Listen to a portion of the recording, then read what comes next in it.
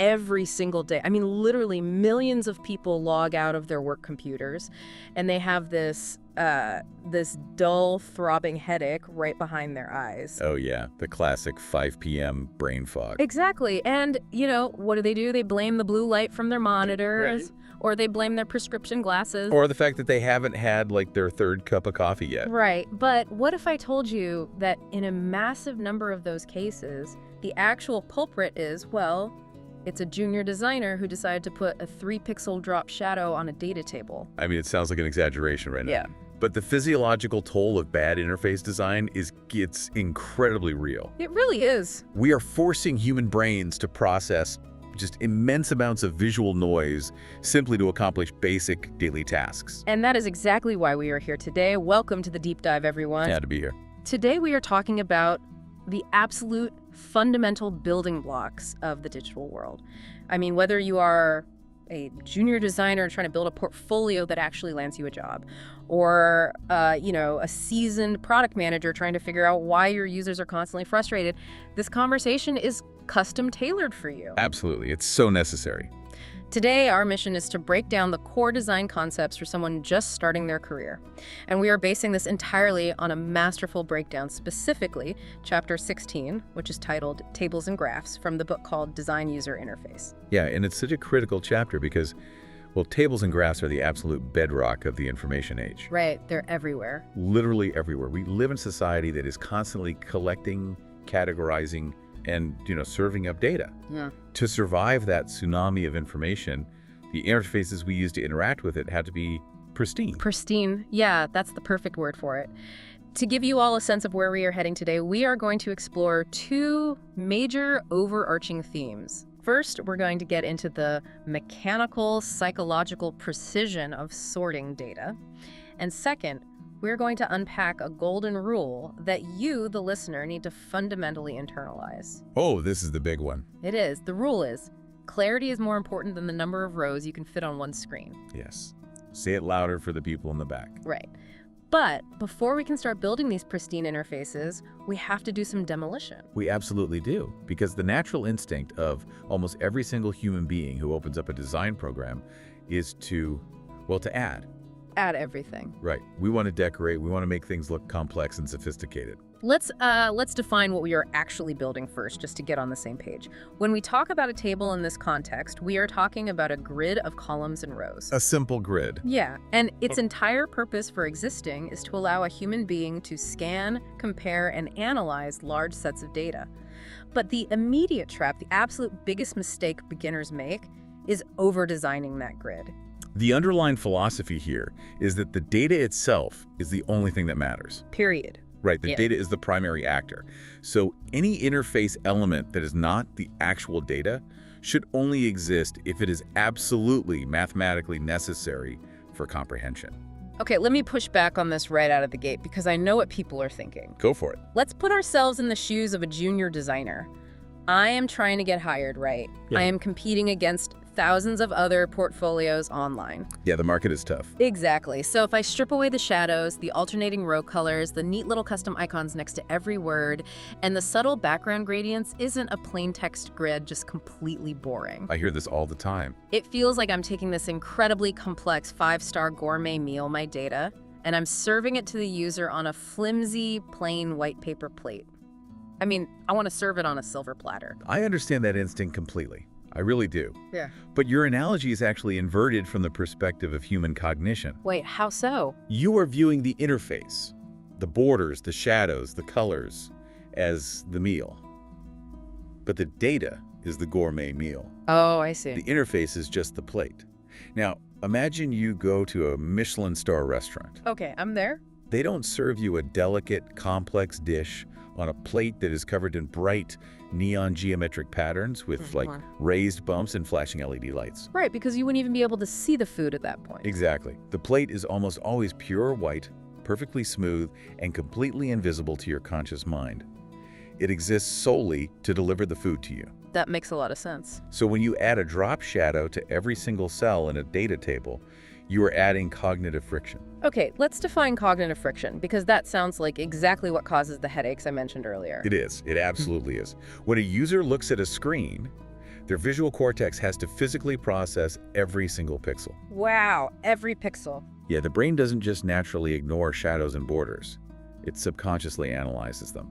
It looks at a subtle gray shadow under a row and has to ask a series of microscopic questions. Like what kind of questions? Things like, is this shadow important?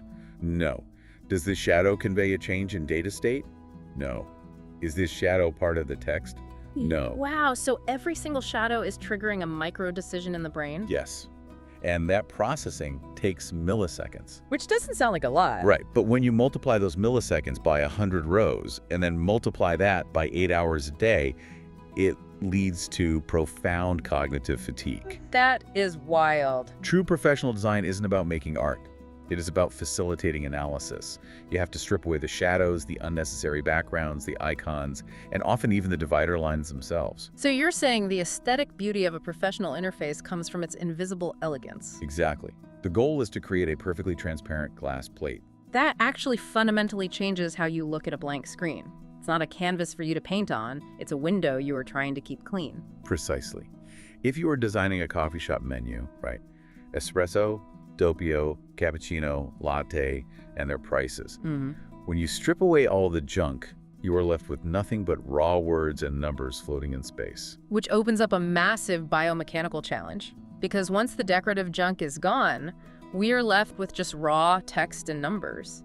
How do we actually place those elements within the grid so the human eye can parse them? This is where we have to look at the evolutionary biology of human sight. Okay, getting deep. We have to. Specifically how the brain parses typography.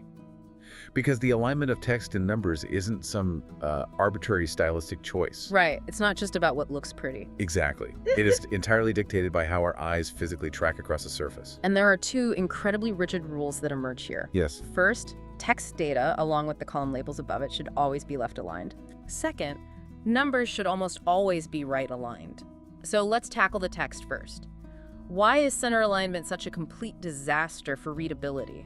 To understand why centering is terrible, you really have to understand the F pattern of reading. The F pattern, right. Because Western languages are read from left to right, our brains are hardwired from, well, early childhood to anchor to the left edge of a block of text. Okay. We look down that left side, we read across horizontally, and then our eyes snap back to that left edge, moving slightly further down. Yeah. We are literally tracing the shape of a capital letter F. So the left edge acts as a physical runway for the eye. Exactly. And the eye movement between looking at one word and jumping to the next is called a saccade. A saccade. Yeah. Saccades are incredibly fast, but they rely heavily on predictability. When text is left aligned, the starting letter of every single line forms a solid, predictable vertical wall. Which means your eye knows exactly where to land when it snaps back. And if I center align a column of coffee names, the word espresso starts way over on the left, but the word tea is short, so it starts much closer to the middle of the column. Yes. You have destroyed the anchor point. Oh, man. The user's eye has to physically zigzag down the column. It snaps back, misses the start of the word, adjusts horizontally to find the T in tea, reads the word, snaps back again. Realizes the next word is cappuccino, has to adjust back to the left. Yes. It is exhausting. Left aligning text creates that solid, predictable vertical wall that the eye can bounce off of effortlessly. That makes perfect sense. You're removing the physical labor of finding the start of the sentence. Exactly. But then we hit the rule for numbers, and this is where it gets genuinely fascinating, I think, because the rule for numbers is the exact opposite. It is. Numbers should almost always be right aligned. This is one of my absolute favorite concepts in interface design. Yeah. Because it bypasses the mathematical processing center of the brain entirely, and it turns it into a spatial recognition task. Let's walk through a real-world hypothetical here, just to paint the picture. Sure. Imagine I'm looking at a bank statement with 100 rows of transactions. If the designer left aligned all the dollar amounts, the first digit of every number is stacked perfectly on top of each other. Right. So I have a row that is $10, $10, and right below it, a row that is $10,000, $10,000. And because they are left aligned, the one in the $10 and the one in the $10,000 are occupying the exact same horizontal position. So to figure out which number is larger, I physically have to read the entire string of text. You do. I have to look at the 1, the 0, notice the comma, realize there are 3 more zeros. I mean, I have to consciously calculate the magnitude of the number in my working memory. But look at what happens when you right-align that same exact column. The decimal points are now stacked perfectly on top of each other. The 0 in the pennies column stacks up. And that $10,000 charge, the extra digits, the 1 and the 0 and the comma, they protrude dramatically out to the left side, completely breaking the vertical alignment. Wait, it literally turns the negative space on the left side of the column into a visual bar chart. Yes. It is a brilliant piece of mathematical elegance. You don't even have to read the numbers anymore. That is so cool. You just look for the shape of the negative space. You look for the line of text that pushes the furthest to the left. So I can scan 1,000 rows of bank data in 2 seconds and instantly spot the $10,000 outlier without doing a single piece of arithmetic. Exactly, because the length of the string of text correlates directly to the magnitude of the value. That is incredible. It proves the earlier point about removing decoration, too. You don't need a bright red background or a bold flashing font to highlight the big numbers. The alignment does all the heavy lifting for you, instantly and silently.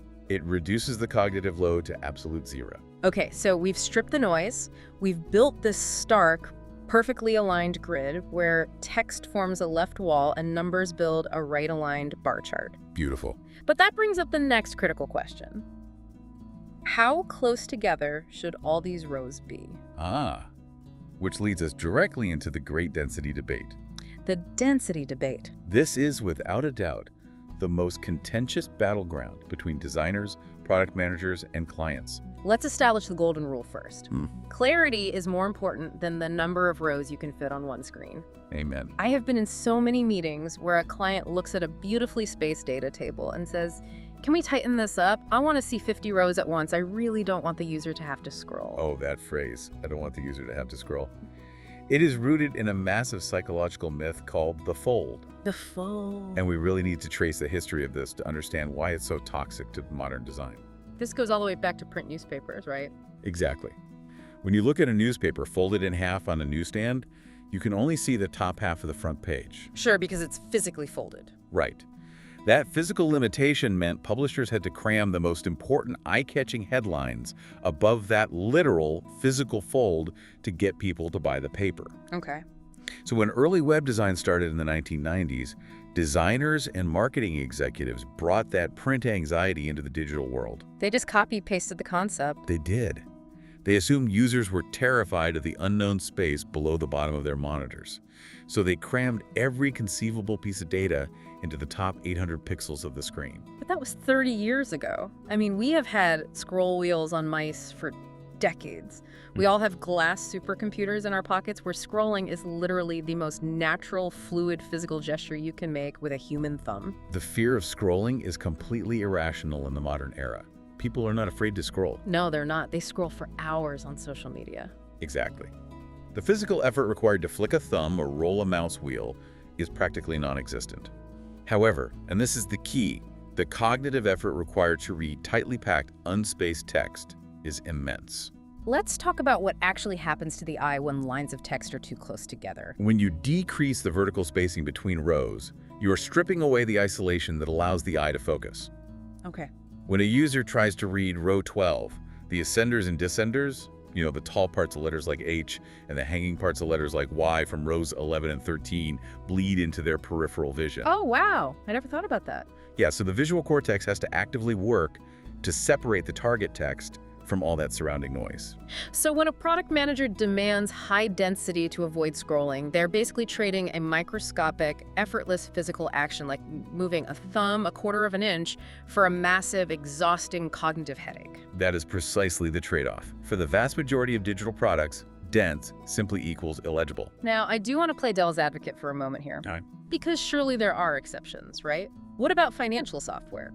If I'm a day trader on Wall Street, I probably don't want massive, airy white space when I'm tracking real-time stock fluctuations. That is the one valid exception. Okay. Products built specifically for professional data analysts, stock trading terminals, air traffic control software, complex medical monitoring, those require high density. Right, because they need to see everything at once. Yes, but here's the critical distinction. Those interfaces are built for highly trained professionals who spend 8 hours a day learning how to parse that specific, dense layout. They're essentially trained operators. Exactly. They need to see microscopic fluctuations across vast data sets simultaneously. But for 99% of the digital products being built today, you are not designing for a Wall Street quant. Right. You are designing for an average person trying to read their electric bill. Or look at a coffee menu. Right. So how do we find the sweet spot? We know cramming is bad, but obviously if we put 3 inches of white space between every row, the table loses all structural integrity. We need mathematical guardrails for white space. I love mathematical guardrails. Let's hear them. The first rule is about side margins within a cell. When you are padding the inside of a table cell, the minimal left and right margins should be based on a consistent underlying grid, usually base 8 or base 10 pixels. Okay, and there's a fantastic practical typography rule here too from the book. Yes, the capital X rule. Right. If you are ever in doubt about your margins, the space between the edge of the cell and the start of your text must fit at least 1 capital letter of the chosen font. If you type a capital X in your current font size, you should be able to drop it perfectly into the white space between the borderline and the first letter of your data. That is such a good trick. If the X overlaps the line or the text, your layout is simply too tight. What happens if that margin drops to 0? Let's say we have a dense table and the text is smashed right up against the vertical divider line. It creates a phenomenon that is basically visual claustrophobia. Visual claustrophobia. Yeah, think back to the F pattern runway we discussed earlier. The left edge. Right. The eye needs a comfortable place to land when it snaps back to the left side of the screen. If the text is smashed against a hard vertical border, the eye crashes into that wall every single time it returns to start a new line. Ouch. It literally creates a frantic, vibrating effect in the brain. Because the eye is trying to focus on the shape of the letter, but the high contrast line right next to it is pulling visual attention away. So white space isn't just empty space, it is the structural support system that holds the data up. Exactly. Okay, so we have stripped away the noise, we have aligned the text and numbers to match human biomechanics. We have spaced the rows perfectly so the user doesn't get a claustrophobic headache. Sounds like a pretty good table so far. It does, but data isn't a static painting, it's meant to be manipulated. Right. The user is naturally going to want to interact with this information. Which brings us to the mechanics of navigating data, and specifically the architecture of sorting. Sorting is so crucial. It really is the interactive heart of any complex table. It's the mechanism that allows a user to take a chaotic data set and rearrange it based on their immediate needs, like sorting a list of customers alphabetically, or sorting a list of products by highest price. And the fundamental rule of sorting is visibility. Visibility. It must always be immediately, glaringly obvious to the user that sorting is possible.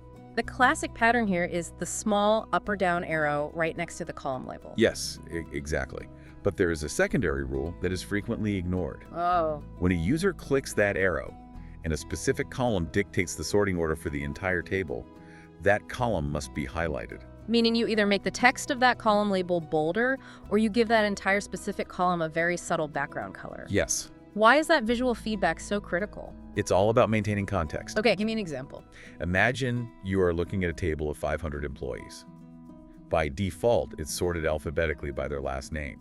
The table makes perfect sense. But then, you click the top of a hire date column to see who your newest employees are. The entire table rearranges. Right. Now, if you don't aggressively highlight that hire date column to visually scream, "I am the reason this table looks the way it does," what happens? The user is going to glance at the last name column, see that the alphabetical order is completely shattered, and assume the software is broken. Exactly. The highlight acts as a constant visual anchor explaining the current state of the data. That makes total sense. But I want to dive into a more complex interaction pattern here, because this is where I think a lot of designers will disagree with us. Oh, I know where you're going with this. Let's say I have a massive sauce dashboard. My users are power users. I don't just want to let them sort a column ascending and descending. I want to give them a drop-down menu in the header so they can sort by date, added, date modified, alphabetical, category, status. A kitchen sink. Right. The instinct is to provide maximum power. But the consensus seems to be that hiding sorting options in a drop-down is a dangerous anti-pattern. It is a classic trap. We falsely equate functionality with usability. Yes. We assume that giving the user more power and more choices automatically equals a better experience. But we have to return to cognitive psychology, and specifically, Hick's law. Hick's law. The principle that the time it takes for a person to make a decision increases logarithmically as the number and complexity of choices increases. Exactly. Every time you replace a simple up-down arrow with a drop-down menu, you are forcing the user to endure a micro-decision. Okay, walk me through that. When they see an arrow, they know instantly. Clicking this reverses the order. The interaction cost is a single click. Fast and easy. But when you use a drop-down, look at the physical and mental steps required. The user has to recognize the drop-down. They click it.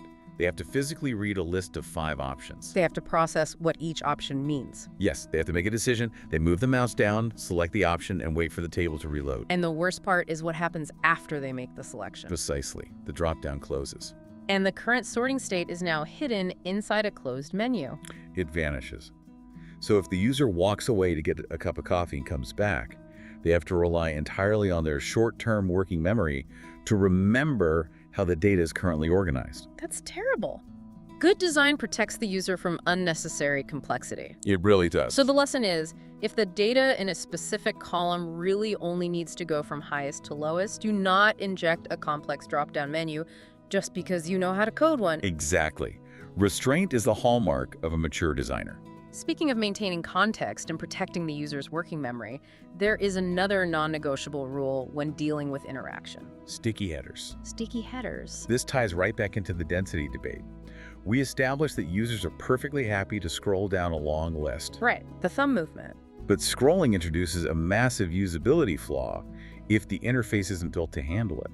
Let's paint a picture for the listener. I am looking at a massive financial spreadsheet. I scroll down 80 rows. The column headers at the very top of the page disappear off the top of the screen. Right. I am now staring at a row, and in the 4th column, there is simply the number 42. And you are entirely lost. Completely. What is that number? Is it a price? Is it the quantity of items in stock? Is it a user ID?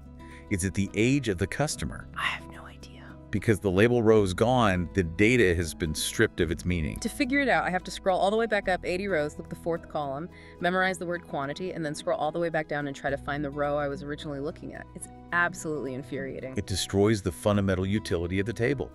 This is why the label row must be pinned to the top layer of the interface. Yes. As the user scrolls, the content must slide underneath that sticky header.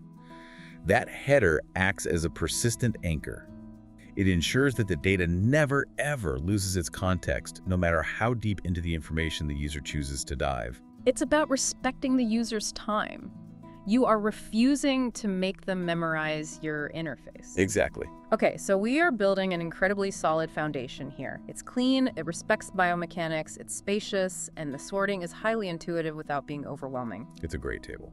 But what happens when the environment around the table changes? What happens when the table gets massive, or when the screen shrinks down to a 6-inch rectangle? Mobile. This requires us to establish strict rules for defining boundaries. We need to talk about data separators, screen widths, and the unique problems of mobile design. Let's start with separators. We established early on that we want to strip away unnecessary lines. Right. If a table only has 3 columns and 4 rows, you can completely rely on white space to separate the data. But when a table gets massive, say 10 columns and hundreds of rows, white space alone isn't enough to guide the eye. You need physical lines. You do. But the critical detail is how you design those lines. How so? We must avoid thick, high-contrast borders at all costs. Mm-hmm. You should be using the lightest possible grays or incredibly faint hues of your primary brand color. Okay. And more importantly, you should almost never use vertical dividers. I really want to dig into this because this feels counterintuitive to a lot of people. I know it does. When we think of a table or a grid, we picture a spreadsheet or a tic-tac-toe board. There are lines going everywhere, both horizontal and vertical.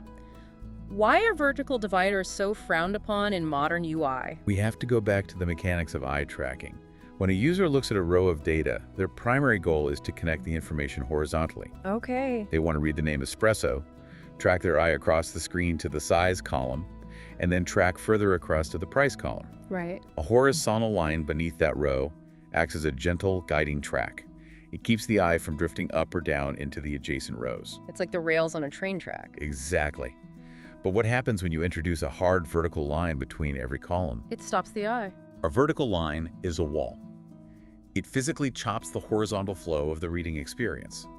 The eye hits that vertical line, and the brain has to consciously command the eye to jump over the barrier to get to the next piece of data. That is a brilliant way to visualize it. The horizontal line is a track. The vertical line is a speed bump. Precisely. Every speed bump slows down the reading comprehension. Right. By removing the vertical dividers entirely and relying purely on horizontal alignment and white space to separate the columns, you allow the eye to glide seamlessly from the left side of the row all the way to the right. And when we do use those horizontal tracks, keeping them a faint gray ensures they don't compete with the actual text. Yes. Because if your data is written in stark black text and your horizontal dividing line is also stark black, the visual cortex is forced to work overtime. It has to look at that mass of black pixels and untangle the letters from the line. But if the text is black and the line is a soft, barely perceptible gray, the brain instantly categorizes the line as background architecture. Oh, that's interesting. It processes the text and completely ignores the line on a conscious level. Okay, so we fixed the lines. Now, what about the width of the table itself? One of the most rigid rules I see is that simple 1 or 2 column tables should never be allowed to stretch and fill the entire width of a screen. This is a classic responsive design failure. I see it all the time. A junior designer builds a simple settings table. 2 columns, feature name on the left, and a toggle switch on the right. They set the CSS width of the table to 100%. And on a standard 13-inch laptop, it probably looks fine. Right, but then the user goes into their office and plugs their laptop into a massive 32-inch 4K ultra-wide monitor. No. And the layout completely shatters. You have the words "Enable Notifications" pinned to the far left bezel of the monitor. Yeah. Then you have nearly 3 feet of glaring empty white space. And then pinned to the far right bezel is the tiny toggle switch. You literally have to physically rotate your neck to see if the switch is on or off. It is ergonomically disastrous. The physical eye movement required to track a line across a wildly stretched table makes it incredibly easy to lose your vertical place. Right, because there's so much distance. You might read "Enable Notifications" on the left, scan your eyes across 3 feet of screen, drift down half an inch, and accidentally click the toggle switch for delete account. That would be bad. The rule here is absolute. Contain the data, constrain the maximum width of the table to a reasonable reading measure, regardless of how much empty monitor space is left over. That leads to a great specific problem, actually. We constrain the width, but what happens when the text inside a specific cell gets unexpectedly long? Ah, yes.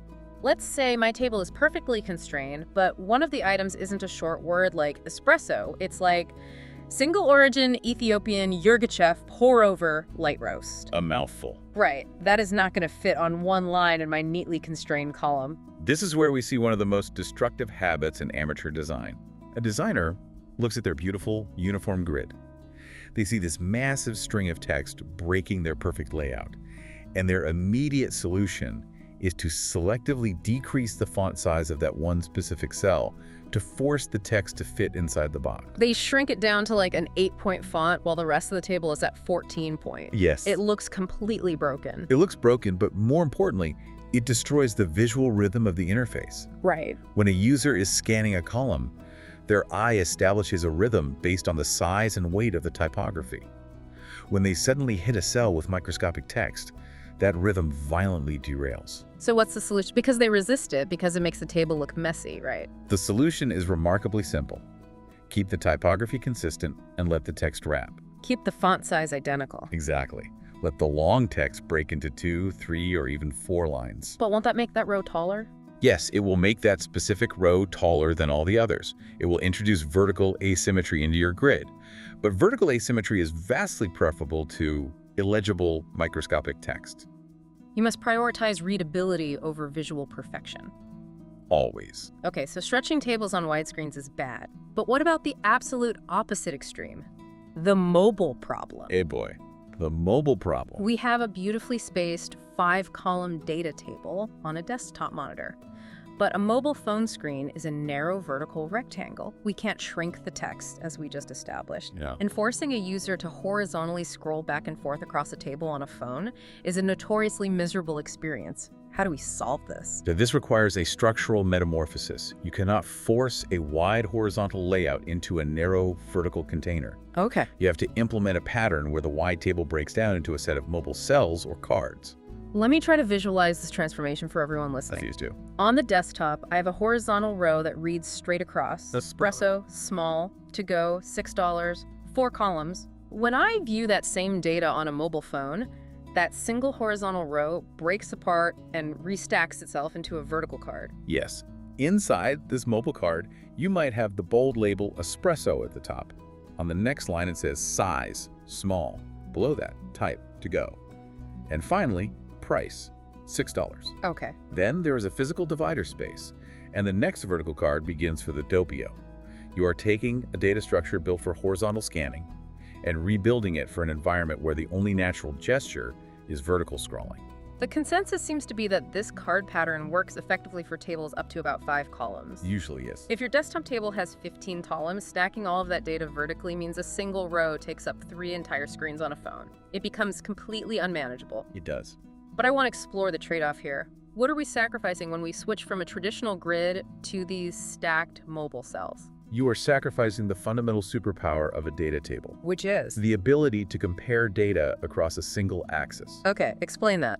On a desktop monitor, if I want to find the cheapest coffee on the menu, my eye simply scans straight down the right-aligned price column. Right. The prices are perfectly stacked, isolated in their own vertical column. I can compare 20 prices in 2 seconds. That makes sense. But in the mobile card view, the concept of a column ceases to exist. Right, because it's stack. The price is now just one line of text buried at the bottom of a card, separated from the next price by the name and size of the next coffee. Right. I have to look at the price, scroll down past the coffee name, past the size, find the next price, hold the first one in my head. I mean, it makes row-to-row comparison incredibly tedious. It is a severe limitation. It is a necessary compromise dictated by the physical constraints of a phone screen.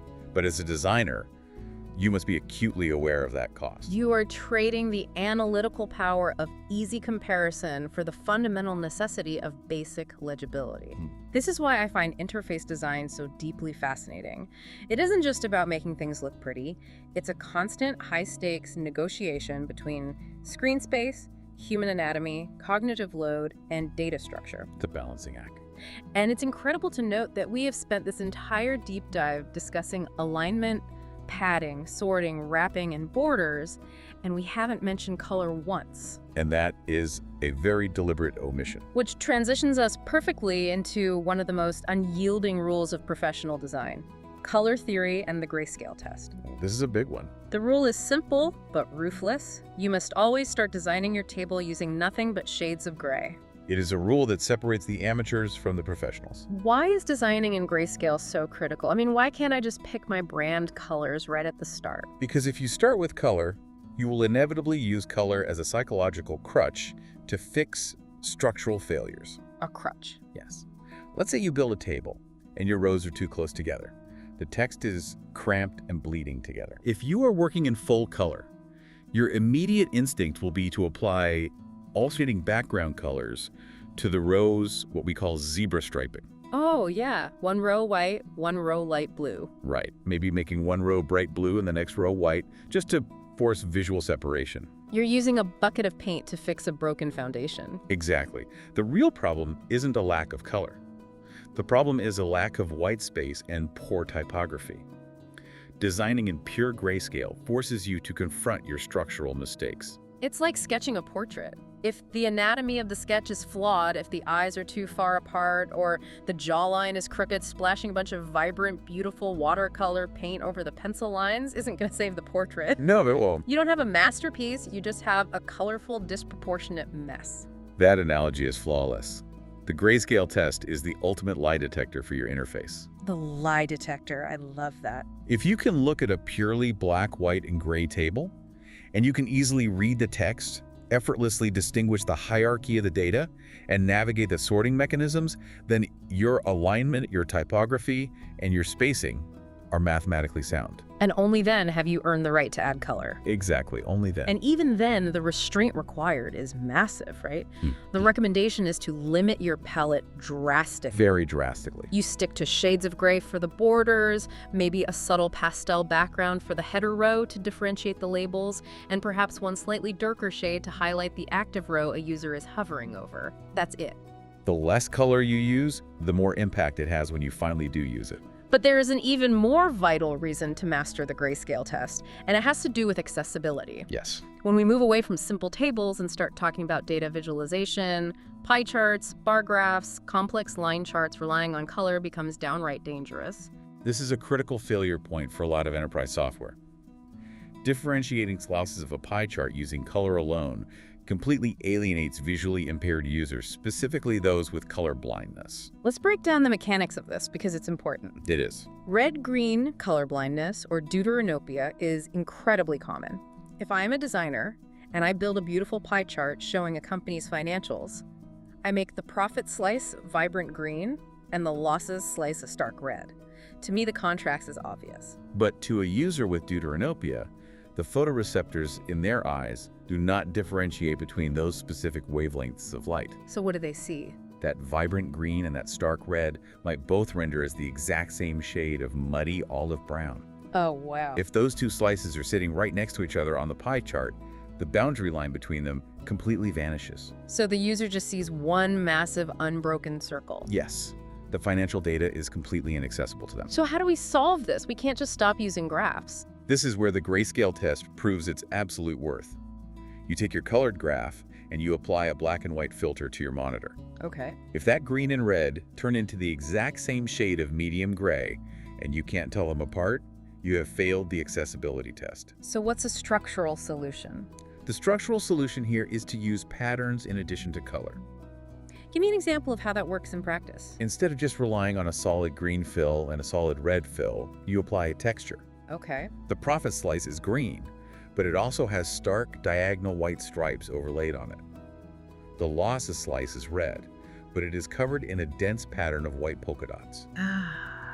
Now, even if the user's eyes perceive both slices as identical shades of brown, their visual cortex can instantly, effortlessly perceive the physical boundary where the diagonal stripes crash into the polka dots. The pattern provides the structural differentiation that the color failed to deliver. Exactly. It all circles back to the prime directive.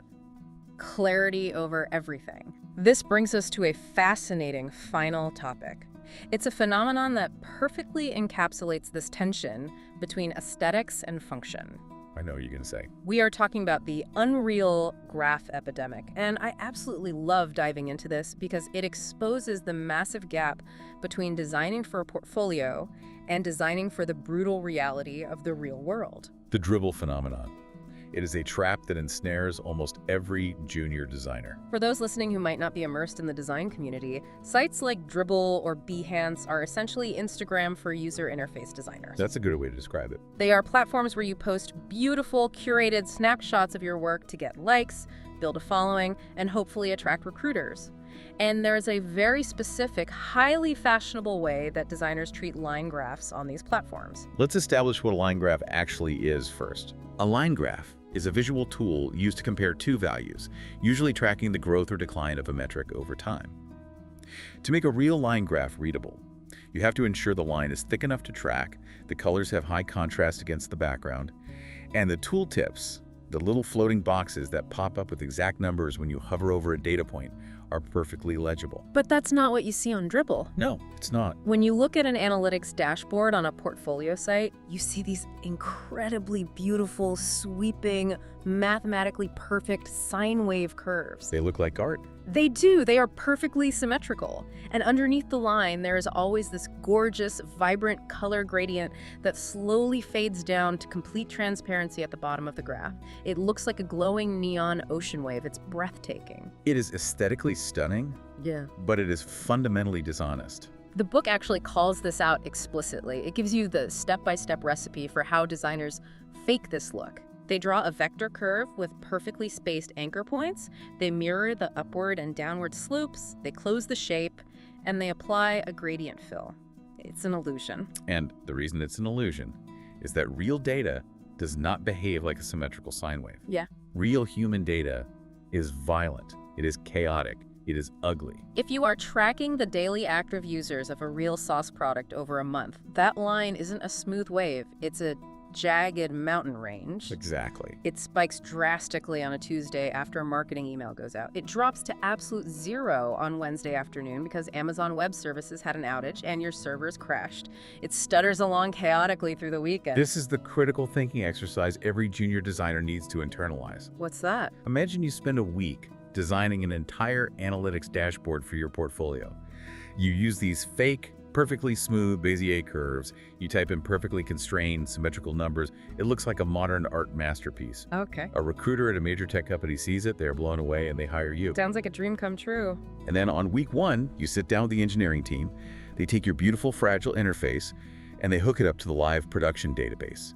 They pipe real, messy API data into your graph. And your design shatters. It instantly breaks. That smooth, glowing curve suddenly becomes a chaotic, jagged heartbeat monitor. Your beautiful tooltips overlap and cover each other up because the real numbers aren't neat little hundreds. They're chaotic millions with decimal points. Oh man, and that gorgeous gradient fading to transparency. It looks completely broken because the line drops vertically in a single pixel on Wednesday, creating a harsh, jagged wall of color. So when you prioritize making an interface look good in a static presentation over making it true to the underlying data, you are setting yourself up for catastrophic failure in the real world.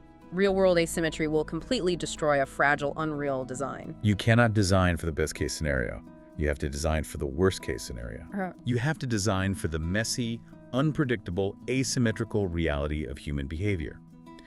A good UI designer can make fake data look pretty, but a truly great UI designer builds a robust, flexible structural system that can ingest the ugliest, most chaotic data on Earth and still render it readable, clear, and useful. That is the ultimate crucible for an interface. Does it survive contact with reality? If you follow the rules of structural alignment, whitespace, and grayscale testing, it will. Man, we have covered an immense amount of cognitive and structural ground today. We started with a blank, intimidating canvas. We stripped away the cognitive friction of shadows and borders. We did. We aligned our text to create a runway for the F pattern. We aligned our numbers to create a negative space bar chart. Such a crucial step. We embraced the psychology of the scroll over the claustrophobia of cramming data. We protected the user's working memory by simplifying sorting and pinning our headers. We navigated the trade-offs of mobile design, and we survived the brutal honesty of the grayscale test. And through every single one of those decisions, we stuck to the foundational mission. Clarity is more important than the number of rows you can fit on one screen. Exactly. I want to be incredibly clear about the source of this framework. This entire exhaustive deep dive we just went through was based entirely on the profound insights from just one single chapter, Chapter 16, Tables and Graphs of a phenomenal book. The book is called Design User Interface. It is arguably one of the most practical masterclasses in the fundamentals we've been discussing today. If you are serious about leveling up your career, if you want to stop guessing and start designing with intent, you need this resource. You can check it out right now at https://hype4academy.gumroad.com/luebook.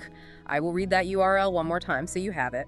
It is hype4academy.gumroad.com/l/UIbook. The visual examples they provide to back up the cognitive theories we discussed are absolutely indispensable. They really are. And honestly, we want to make acquiring this knowledge as frictionless as possible for you. We want to practice good UI right here. You can buy the book right now by scanning the QR code of the book link provided in the description below.